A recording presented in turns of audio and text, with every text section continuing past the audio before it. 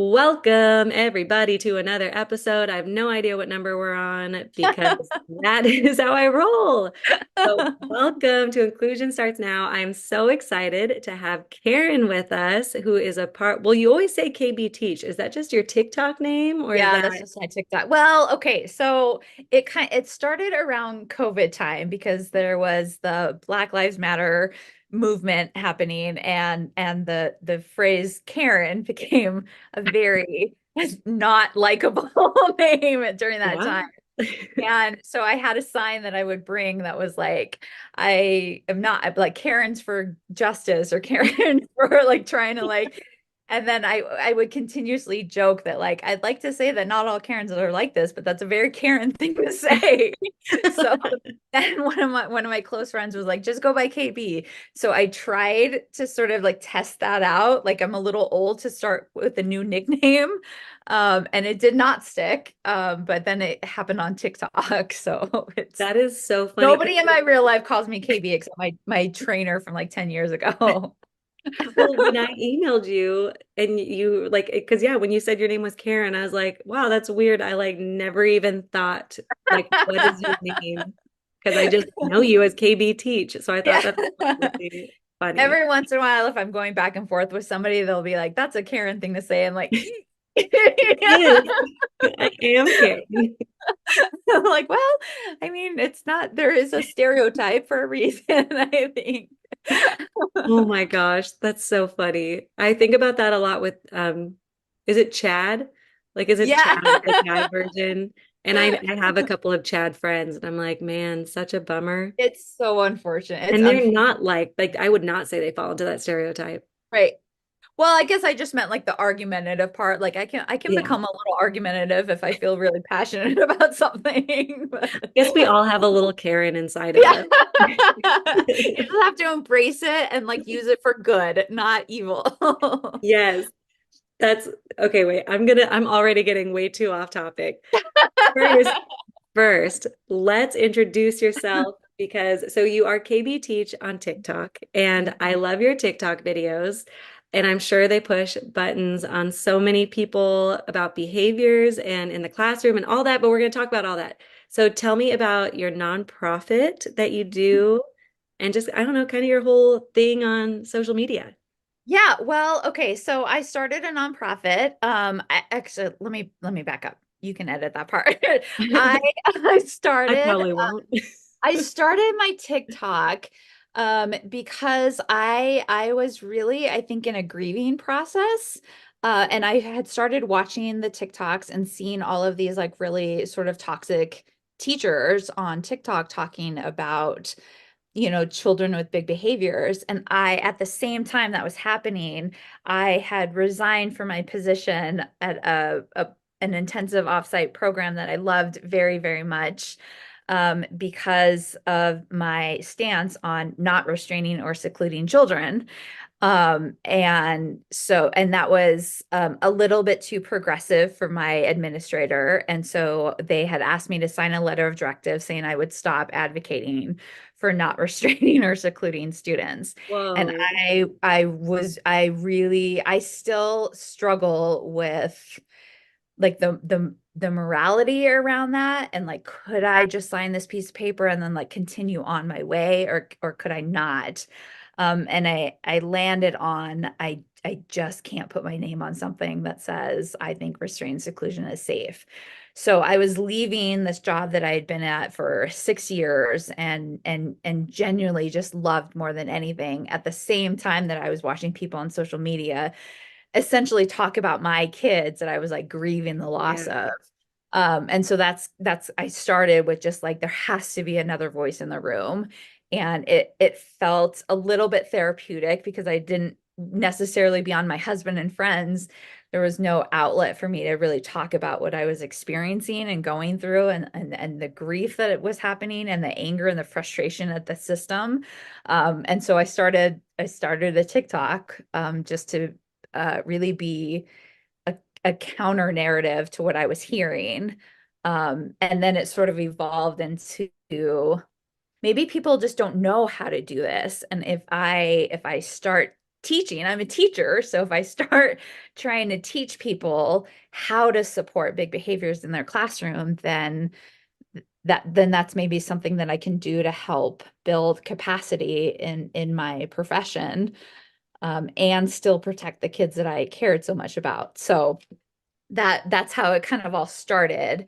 And I have since so the group of students that I work with are very often excluded, right? Like as much as people like to talk about there's not enough consequences, that is the exact opposite. All of my students face disproportionate levels of consequence and exclusion from programs, and they can't participate in a lot of the traditional after school programs because of their behavior and because there's not a lot of highly skilled people in the school system that know what to do, and the ones that are there because of the system the way that it is can't quite, it's not quite as impactful as it could be.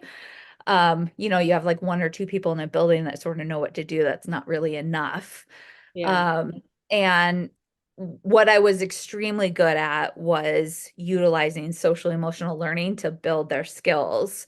So a lot of the time in behavior, everything is a reaction to everything instead of the proactive.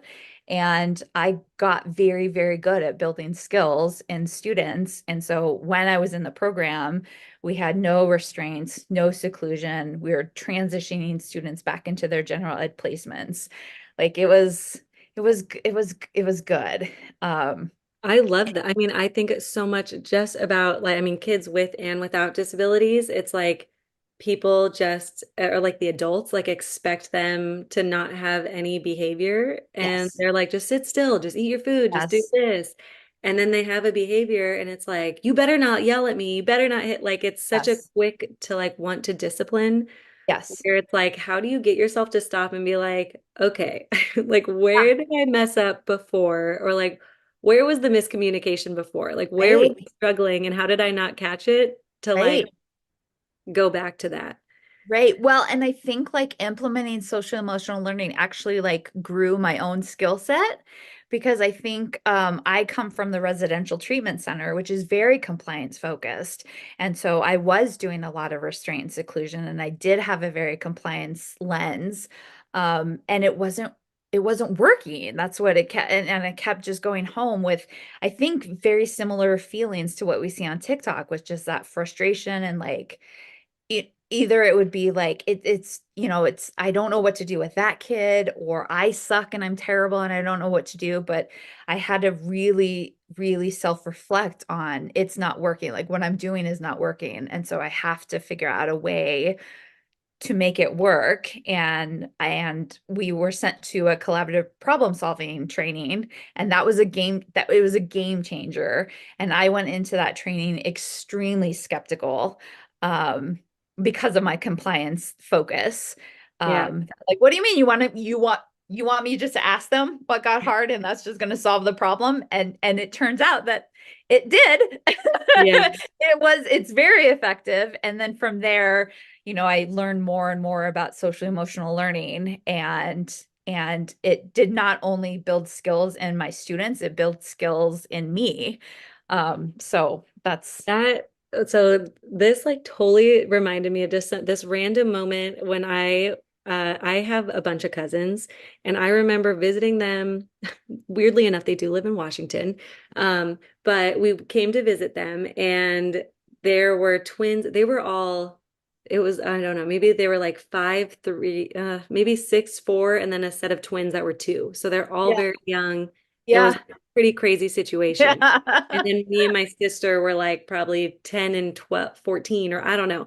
And I remember my aunt, because the kids cried a lot, and she was like, sometimes you just have to ask like what they want. And yeah, they usually will tell you. And I'm just like, what? Like they're so little. And I remember I was with one of the 2-year-olds trying to get down the stairs and she was just crying. And I'm like, no, I'm helping you. Like just let me help you get down the right, stairs. right. And she was crying so loud that I finally was like, I don't like, what do you want? And she like pointed to some toy, a Yeah, step up. And I was like, this. And then she took it and like halfway walked down the stairs. And I was just like, what? Like Yeah. that all you wanted? Like I was sitting here trying to get you to like, and so I keep telling people now, I'm like, when there's a behavior and someone is feeling dysregulated, like you need to stop because Yeah. like you responding is not helping Yeah. anyone in the situation. Yeah.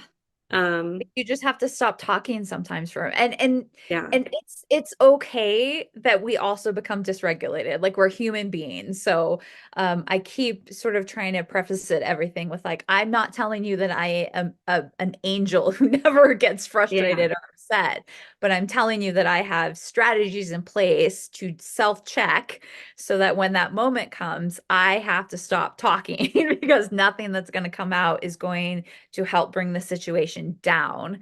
And no words are said out of Karen's mouth. If I can't switch out, if there's nobody to switch out with, I'm just going to sit there and practice breathing with them until I yeah. am at a place that, I can more effectively intervene. But that it I think it takes a level, and I don't know how I got this, so I can't even tell anybody else how to do it. But there just can't be shame attached to like I did something wrong. I made a mistake. That's not the right thing. We have to change the plan. Like something's wrong. Because if shame is attached to that, you're never going to do it because that self-reflection feels very scary.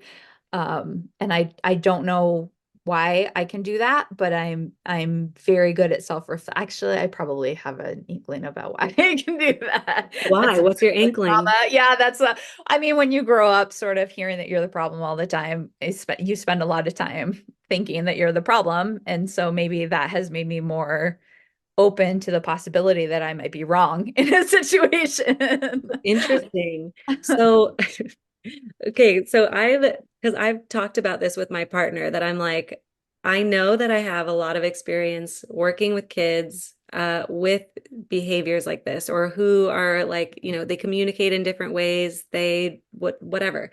Um, but I was trying to talk to him. I'm like, but I don't understand, like, is my patience something I learned or is that like something that can be taught? Like, can people Right. change enough to like, you know, learn how to be more patient?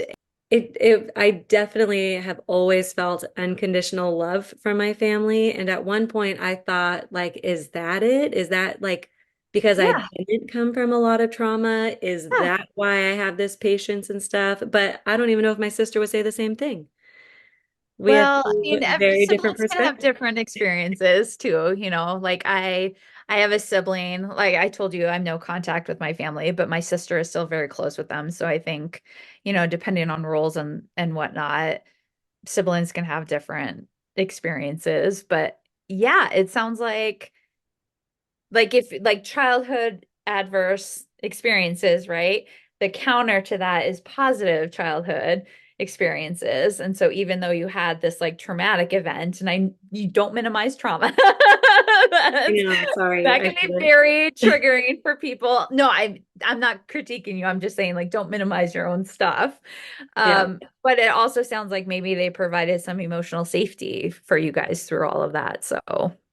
that It's just like because it is interesting because I have wondered like how can I change people like their values, their like ideas of what like how to talk to children and how like what behaviors look like and how we can be supportive, like how do I change that? yeah. And it's hard. I haven't really thought of a way yet. I have no good answers. That's like I said, that's where I started my TikTok, and I don't know that I have successfully changed a single person's I opinion. think you have. I totally think you have. But so one of your videos that did not get as much love as I was hoping it would was you saying how to support a student through a dysregulated behavior. Yeah. And I was wondering if you could share that. Yeah. Maybe we could do Yeah, future. like I said before, I stopped talking because we don't really process information once we've sort of like gone a little bit past the threshold. We're in our brainstem then, so they're not processing the information. And I think that's a major mistake that people make, even you talking about the 2-year-old. Like we start problem solving and like, Yeah. what do you need? What, let me do this, go do this. And we can become even directive in those statements or in those moments without meaning to, because that's our own dysregulation that's happening. And so I use visuals a lot for a lot of things. And I would say like 90% of behavior support is proactive strategies.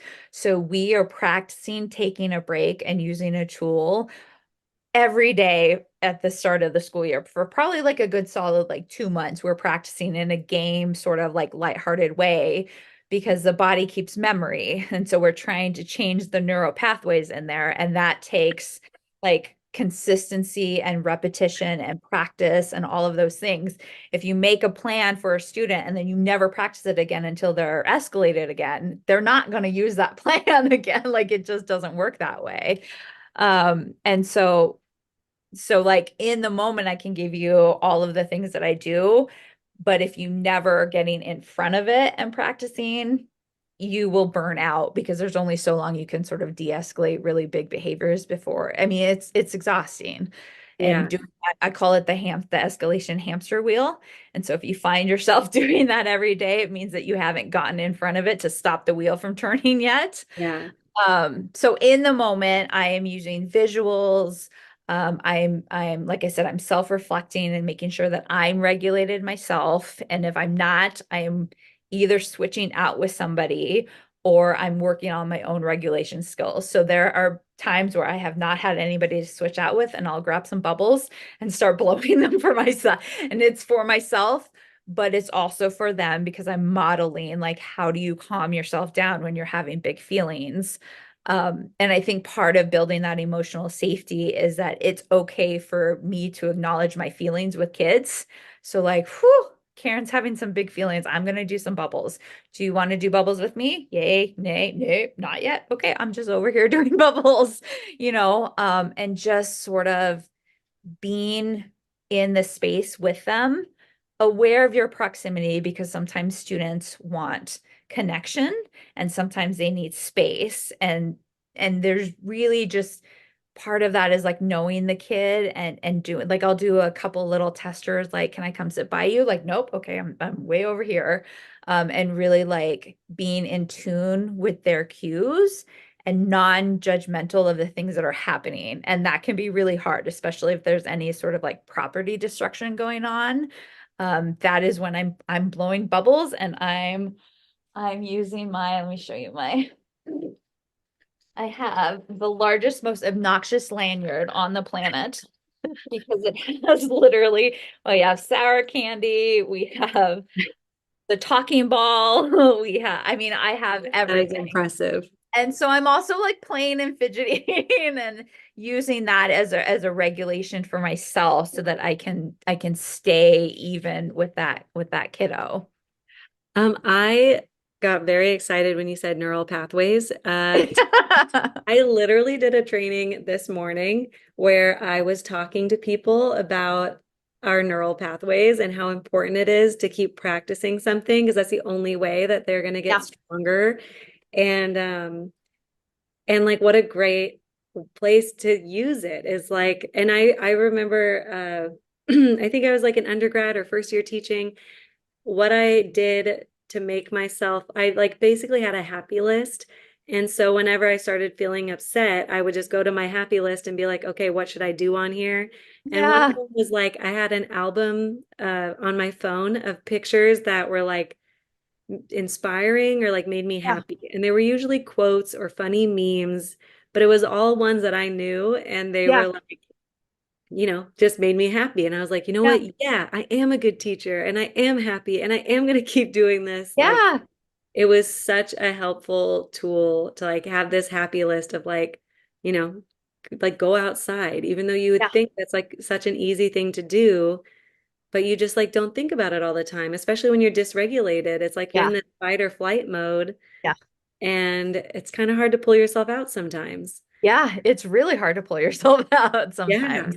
And like I think just like speaking to that with kids, like acknowledging, you know, my goal is to create this space that they can also check me. So if my tone shifts, I have students that'll be like, "Do you need a break?"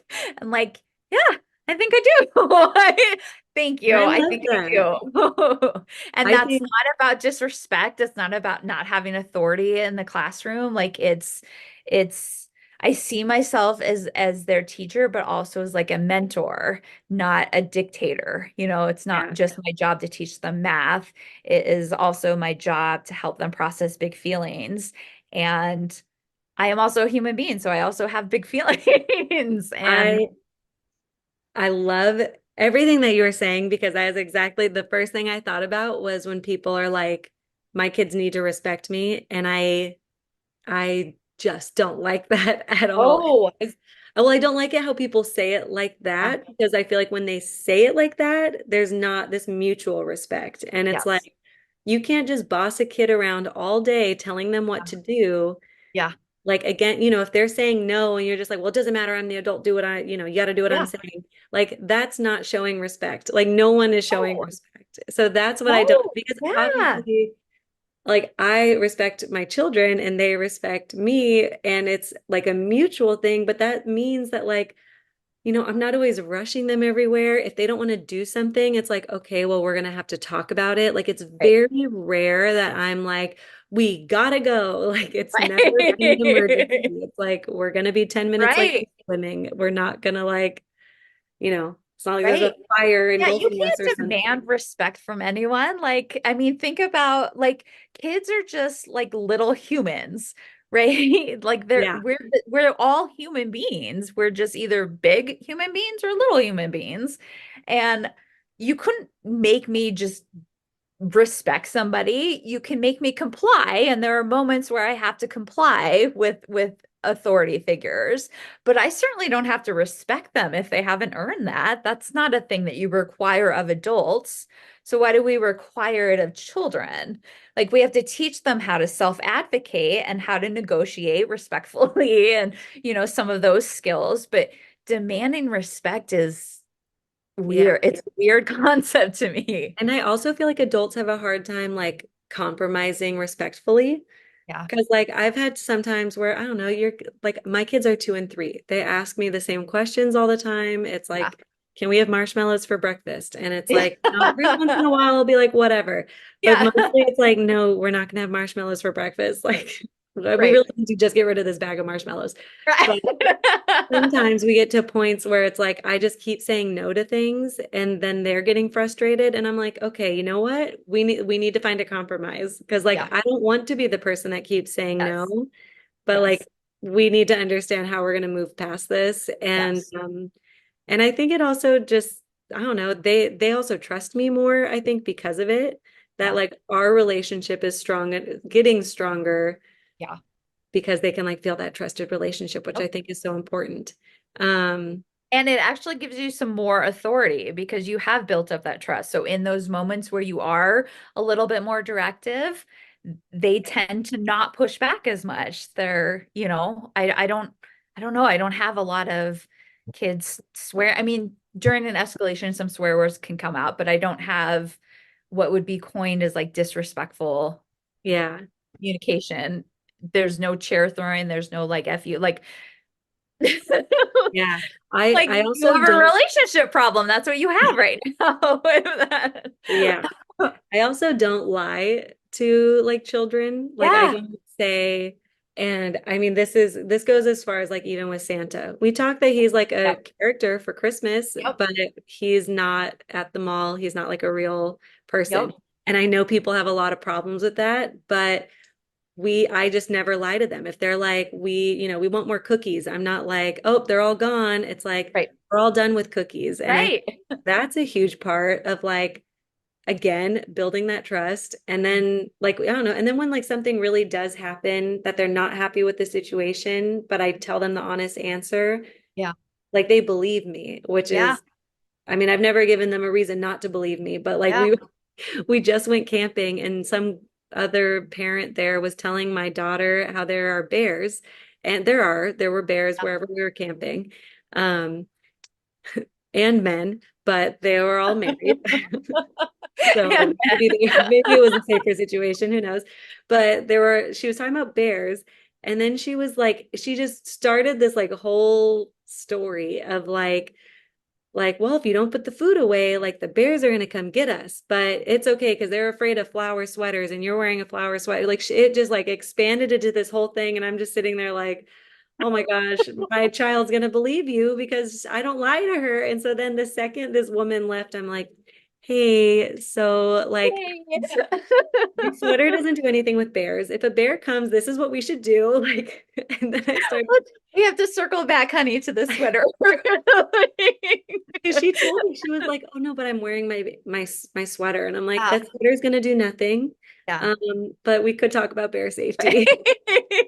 And then I Oh, also have people be yeah. like, you're taking the magic out of Christmas or holidays, and I'm Oh, like, dude, I love holidays, and not yeah. for any sort of like the Hallmark holidays are my jam. I love them. I love dressing up.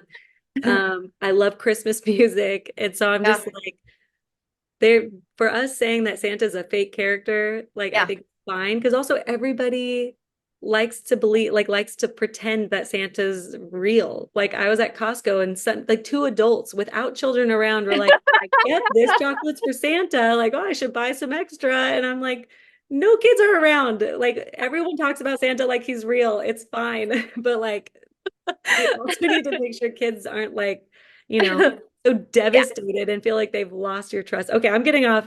No, it's We can it's talk true about though. Santa. Like with my oldest, I did the Santa thing for a long time, and then my husband and I had to like he's going into school, like he's going into kindergarten. Somebody's gonna tell him about Santa.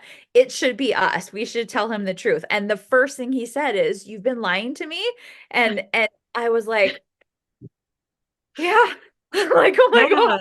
Yeah, I really have. And that changed then how we did it with the second child, obviously. But because it's yeah, fun. I get yeah, it. It's like you get to see her, like, it's kind of like why I try not to buy toys every time we go to a store. yeah, Like, it's fun to see your kids yeah, so excited, but it's right, also like so important to teach right, boundaries and like right. be honest.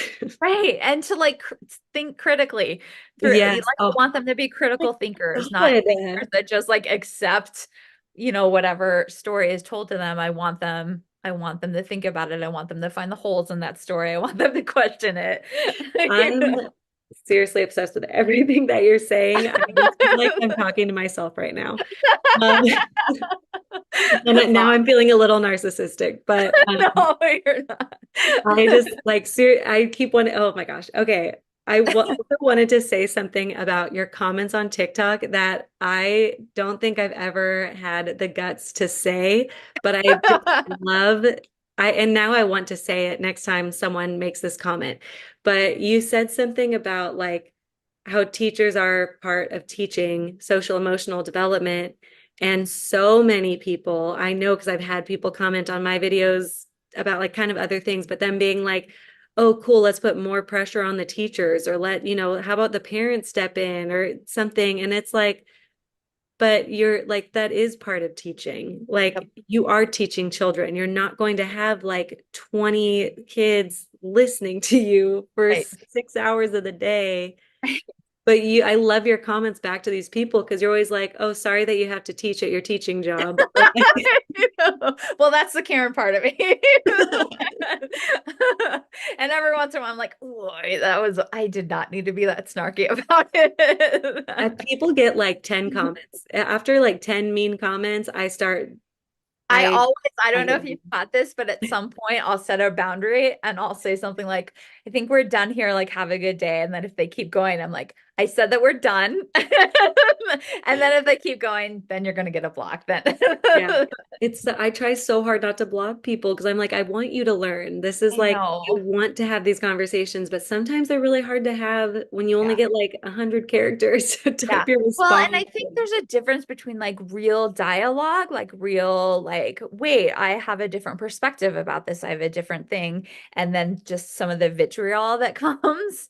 And Yeah. there's nothing that I'm going to say that's where I've settled on being okay with blocking. Those people are not coming to my page because they're like, wait, I think I see it differently, but I want to hear her out. That's, Yeah. Those are not the people commenting on my. No, that's not. Well, I what have would like you two extremes. say? I have like the people in complete alignment with me, and then I have a lot of pretty toxic individuals on there. Are they like the same people that keep coming back, the toxic ones? I mean, unless I block them, like I'll Wow. tolerate a little bit of it. Because I hope that it will get some traction then, and that even though I'm not going to reach that person, if that person's toxicity helps me reach another person who is Yeah, not being toxic, but really just has a lot of questions or even skepticism or any of that, then that I can swallow that. But yeah, if it gets too toxic, then I also have a lot of parents on my page, and so I have to be like really aware of like what I'm allowing, and does that have sort of ripple harm effects that I'm yeah. unaware of? So I Oof, don't know. Trying to walk the line at all times. man.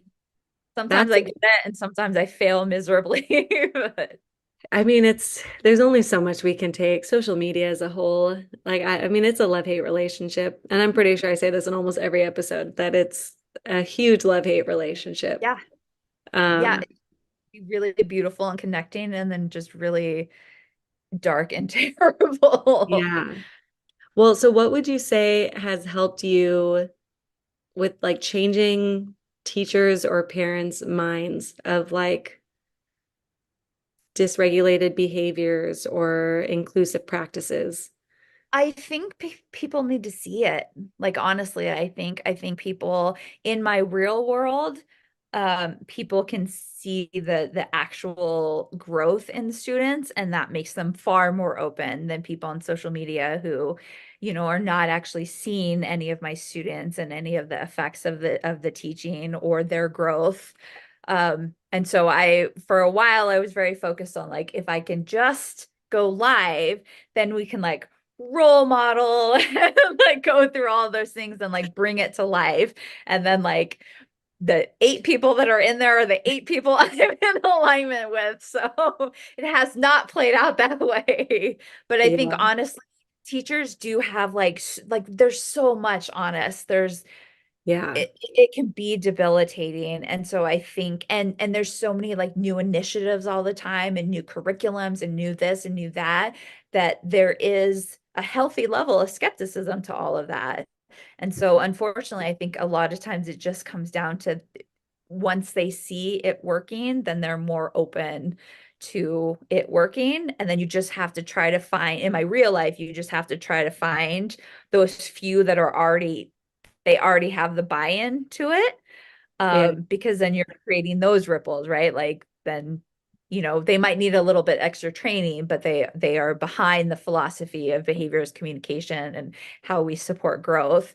And so those people are very easy to train, and then they're going off hopefully into the world and yeah. you know passing that along to other people. And I think the more that people see it, the more buy-in that they get. And so I don't know if that's ever going to happen on social media, because I of mean, privacy and all of that. I think so. I mean, seriously, I've gone through some of your comments and I've totally, I mean, it's changed my perspective on how to like be confident in talking. Because I know sometimes I'll just be like, I mean, inclusion looks different on everyone. If you're happy with your situation, like, then don't listen to what I think about the Right, least restrictive environment. right, Like, if right, that's what you're happy with, that's cool. But I want you to know that like there's more. Like you should always be pushing for more. right, You really believe that the least restrictive environment is a segregated classroom, like then how right, else can we support that child? Because someday there's not going to be a classroom. right. Like That's how what I mean about the how do we dots, though. take It's the like time? those same people are like, they can't be in the classroom. They are also the same people that are like, they need consequences because of real life. Like, Oh, wait a minute. you're so We right. those are two like how wait, hold Yeah. on. So I you're arguing both sides of the coin, and I also think like it's not working for you though. If you're on social media talking about how terrible it is, it's not working for you. So do you want help, or do you just need some validation that your job is hard? Because it is a hard job. So if Yeah. that's what you're searching for, you don't need to do that on the backs of students and families, but that's a different thing than like, I don't know what to do, somebody help me sort Yeah. of vibe to it. And it's hard. I mean, again, it kind of goes back to the neural pathways of like you are now having to retrain your brain on like how to respond, how to teach, how to Yeah. like, I mean, you're changing values of like your values that you have had of like how to teach children.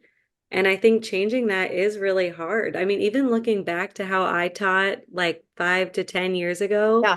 I would totally teach differently now. And I still, I mean, Yeah. I was still very like obviously we were practicing inclusion. Yeah.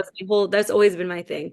But there are definitely things I've looked at now that I'm like, I wish I did that different, or like I wish I Yeah. communicated with the administrator different. Like I wish, there's like we are Yep. always changing and learning. And I just, Yeah, like we're a yeah, learning profession. Like I can't think of anything worse than, or maybe that would like represent my own like fixed mindset than like, well, I've been doing this for 20 years. Like if those words ever come out of my mouth, like that's a mayday situation because the world does not stay the same. So even my beliefs today, 10 years from now, might evolve and change and be like, I hope that I'm constantly just yeah, getting better as I go.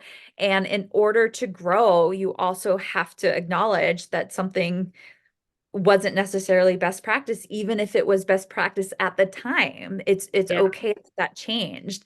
I remember, so my first year, when you said like I wouldn't teach the way that I do now, like my first year in this intensive offsite program, I worked so hard to get these kids to walk from point A to point B in absolute silence.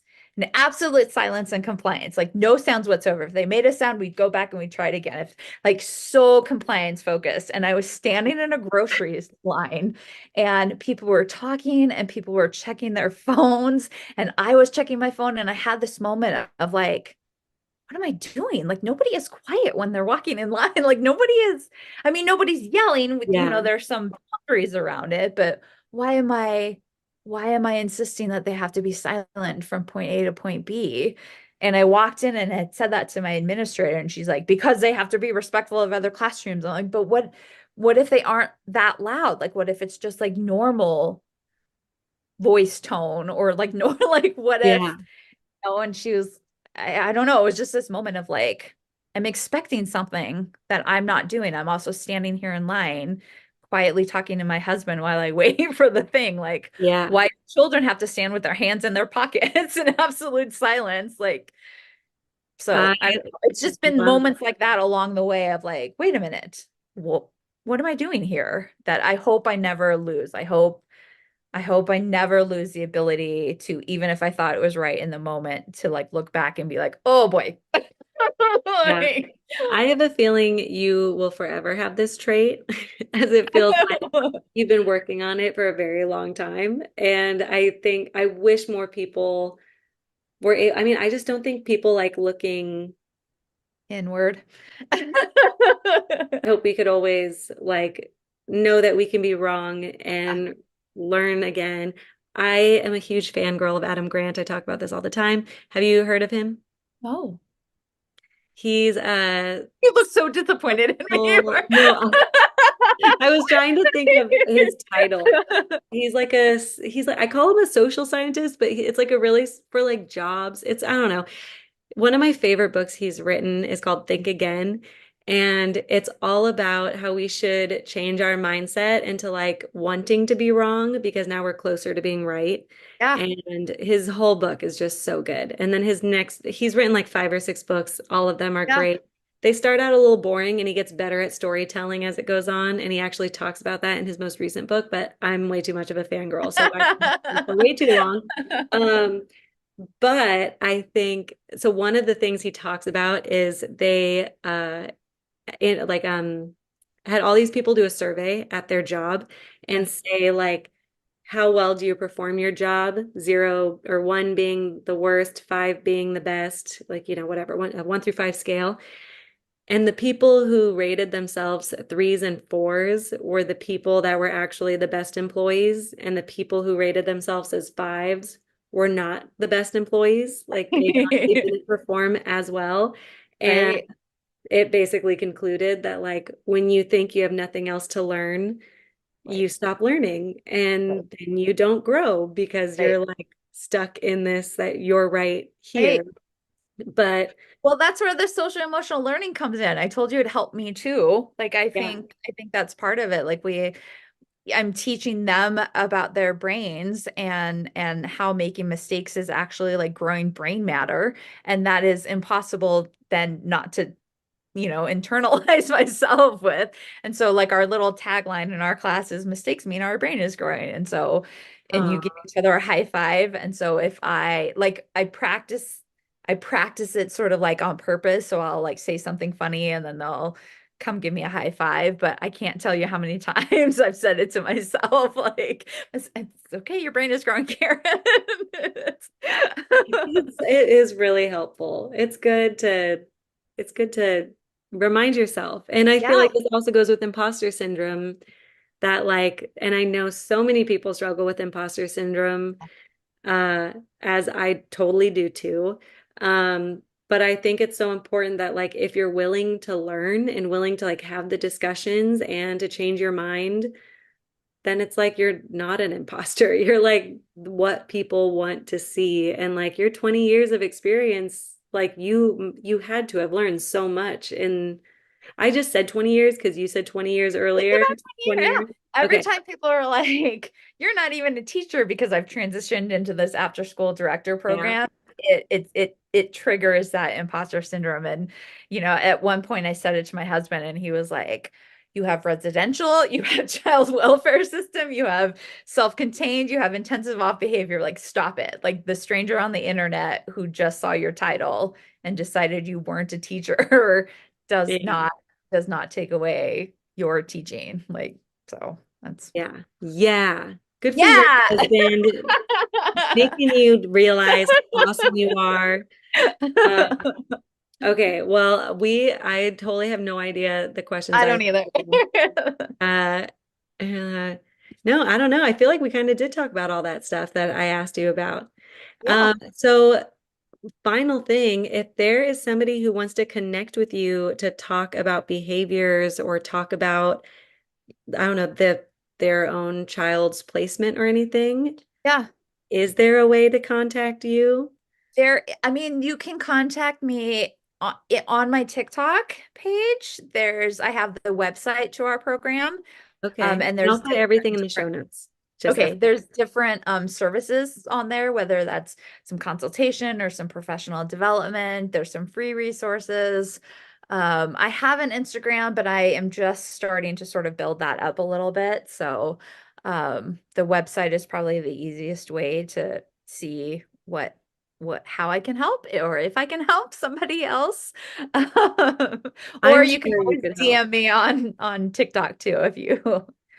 Yeah. I mean, I feel like you have so much information and every time I see your videos, I feel like and I love your response videos to people. Like I just think those are so important for people to see the other side. Yeah. The It's tricky because it's like I don't want to be a call out content page. And so yeah, like I said, I'm constantly I get a lot of videos sent to me with like, can you respond to this? And I have to like try to decide like educationally, is this a good one to respond to? Because yeah. versus just like I don't want to do that. So, which doesn't mean that I haven't. I've had a couple where I just had some big feelings and had to regulate myself and sort of recenter like what is my purpose here? And like my purpose is not just to call out other educators. I'm hoping to call in people. Um, Ooh, I so like that. Yeah, I called out someone once, and for some reason, it ended up on, I don't know, it just got to the wrong audience, and so yeah, many people were just like, wow, victim blaming. And I was like, what? Like, It's so bad. When it goes bad, it goes really oh bad. God, it's so many comments and and I ended Huh? up deleting the video because I was just like, I don't know how crazy you people are. Like, Yeah, I don't know. it's Like, I don't true. know what has, like, I'd love to have a conversation, but this is like threatening. And I'm like, Right. I don't, Right. at And that those point, always happen knowing on the info about restraint. me. Yeah, those always happen on the restraint videos. If I make any video about pushing for legislative change around restraint, people come out of the woodwork to tell me how horrible I am and I want people to get beat up and all of the terrible things that you can imagine get said on those videos and it's really disheartening. It's It's really it's really wild. It's Mhm. wild out there, that social media. It really Uh, is. well, I am going to put all of your information in the show notes below, or I don't know, wherever they are, because new to this. Um, and if anybody wants to reach out to Karen, uh, slash KB Teach, if you want to The ignore good the Karen. name Karen, the good Karen. It's like Oh Wicked my Witch gosh, of the that could be East or the the title. West. I'm on the The title of this podcast is going to be The Good Karen. the Good Witch. What is that a thing? Is that a Are you talking about Wizard, Wicked? yeah. I love musicals, but that's a whole other conversation. Um, okay.